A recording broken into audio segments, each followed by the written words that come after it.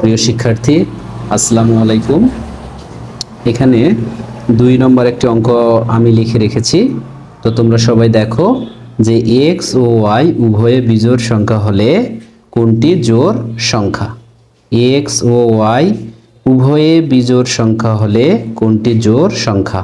ক x plus y, খ x y, গ x y প্লাস 4, ঘ x প্লাস y প্লাস 1। তো আমরা দেখি ব্যাখ্যামূলক টেকনিক কি লিখছি, যে ব্যাখ্যামূলক টেকনিক।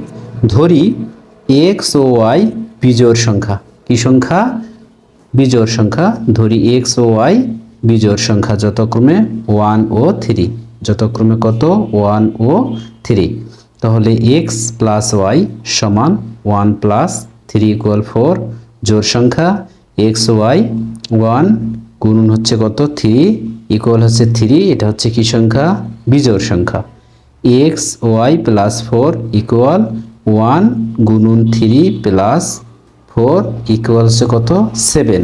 তাহলে এটাও বিজোড় সংখ্যা। x plus y plus 1 equal 1 plus 3 plus 1 equal হচ্ছে কত?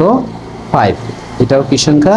বিজোড় সংখ্যা। তাহলে তিনটাই যদি হয়ে যায় আমাদের বিজোড় সংখ্যা, তাহলে আমাদের বলছে হ্যাঁ এক্স ওয়াই উভয়ই বিজোড় সংখ্যা হলে কোনটি জোড় সংখ্যা। তাহলে আমাদের জোড় সংখ্যা নির্ণয় করতে বলছে, অপশন হচ্ছে ক, এক্স প্লাস ওয়াই হচ্ছে কি সংখ্যা? জোড় সংখ্যা।